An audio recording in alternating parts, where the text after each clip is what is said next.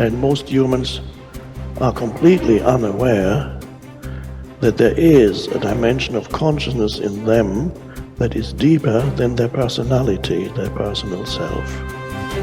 So they are trapped on the surface level of reality, and that is not a pleasant place to be.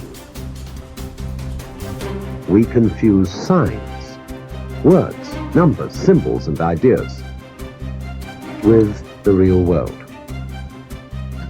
Most of us would have rather money than tangible wealth, and a great occasion is somehow spoiled for us unless photographed. And to read about it the next day in the newspaper is oddly more fun for us than the original living. And all so-called civilized peoples have increasingly become crazy and self-destructive because through excessive thinking they have lost touch with reality. Reality is the part of you that is eternal. And when you live there, you abide in an absence of fear. And you begin to know that life itself is a sublime experience. And there are no accidents in it at all.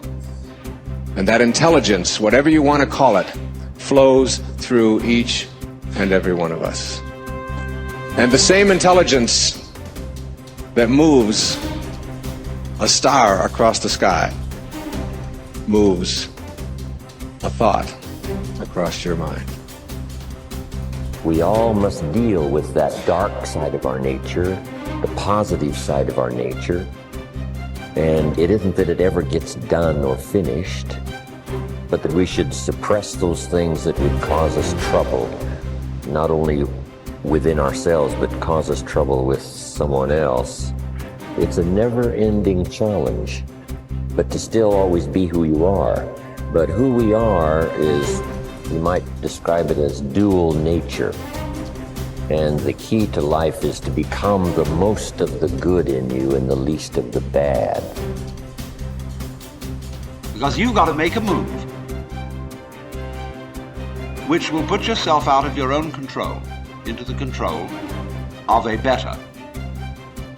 If you don't believe in the Christian kind of a God, you can believe in the Hindu kind of a God, who is your inner self, the real self, the spirit, which is substantially identical with God.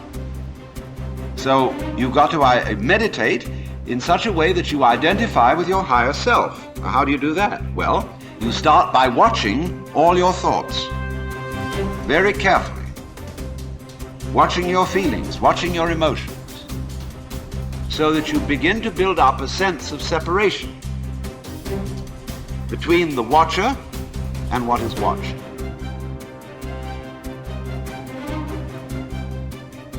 You cannot change conditions or circumstance. You don't have to let them control you. We can't control what's going on outside, but we can control what's going on inside. Unfortunately, I don't think many of us have been raised to really understand that. And it's a lack of understanding that's causing all our problems. We are the only creature on the planet that's totally disoriented in our environment. All the little squirrels, the birds, all the animals are completely at home in their environment. They blend in. You and I are totally disoriented in our environment. We've been given the mental faculties to create our own environment. However, we go right through school and we've never learned that. We have higher faculties, and the average person has no knowledge of how to operate them. We have perception, the will, reason, imagination, memory, and intuition. Those mental faculties, they're not just words. They're actually mental faculties that we can use to take control over our world and to create the environment that we want. But unfortunately, we grow up, we don't know that. We've been raised to live through by what we see, hear, smell, taste, and touch. We've been raised to be controlled by what's going on outside. As little kids, will you listen to what I'm telling you? Will you look at this?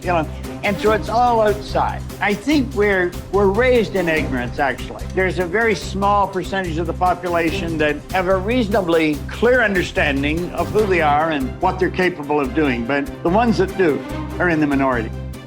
It's so important for people to remember that they're the creators of their lives instead of the victim of their lives. The victim is saying, I'm feeling this way because that person or that circumstance or I don't have any money is causing me to feel this way. That's my relationship with money. What that really means is I'm using my lack to reaffirm my dependency, my addiction, my conditioning. That's my relationship with money, is that I put my attention on money because I don't have it. Their relationship with money is, of course, built on lack. And so when they don't have it, they feel bad. What they're really saying is my outer environment, my reality is actually controlling the way I feel and the way I think. So Louis, why are you in a good mood today? Things are going good. Why are you in a bad mood? Things are going bad today. So this unconscious program of victimization is saying that we're allowing our environment to influence the way we feel and the way we think. Isn't that what victimization is? And the stronger the emotion we have to our lack, the more we put our attention on the fact that we don't have it. So then the person has forgotten that they're creating reality because what they're creating is lack. Okay, let's create from the field instead of from matter. Get a coherent heart, get a coherent brain, relax in the heart, and energy moves right into the brain. We've measured this 1,000 times, and all of a sudden the person moves into these beautiful, elegant brainwave states where they're super creative, right? The future must become the present in the imagination of the one who would wisely and consciously create circumstances. I think right now everybody wants to create circumstances because they don't like the ones they find themselves in. But you see, you cannot change the circumstance you find yourself in. You can only change your perception of them. And when you do that, you change the circumstance. So we say here, the future must become the present in the imagination of the one who would wisely and consciously create circumstance. We must translate vision into being. Thinking of into thinking from. Imagination must center itself in some state and then view the world from that state. See yourself where we want to be and then be there. Thinking from the end is an intense perception of the world of fulfilled desire. That is so cool. Thinking from the end is an intense perception of the world of fulfilled desire. So what are we doing? We're building a goal, and then we see ourselves already having accomplished the goal. Thinking from the end is an intense perception of the world of fulfilled desire. Already got it. I don't have to get it, I've already got it. That's an intense perception of the world of fulfilled desire. In other words, you got it. It's here. Now think. Are you thinking from the end or are you thinking of the end? If you're thinking of the end, your thinking is way out there. If you're thinking from the end, you're part of it. See, the end result has already happened in our mind. We're created beings. We're God's highest form of creation. We can create in our consciousness the kind of person we want to be and then be that person. And that's what he said here. We must translate vision into being. So we don't just visualize it, we be it. The longer you're conscious of that energy, the more you draw that future to you. What does the synchronicity mean? It means whatever you're doing inside of you is producing that effect outside of you. Pay attention to what you did. Keep doing do it again. Yeah. So generate a little bit more abundance. Just do it for an experiment. Now, when the synchronicity happens, do you think you feel suffering or do you think you feel a little excitement? You feel inspired, right? Mm-hmm. So then that synchronicity is saying, use this energy, use this feeling. It should be easier for you to feel this now and go back and do it again. Mm-hmm. Keep the experiment going. And here comes the promotion, here comes the email, here comes the person you meet at the right time, yes. Right? Well, we have something happening here, and then that becomes the momentum, right?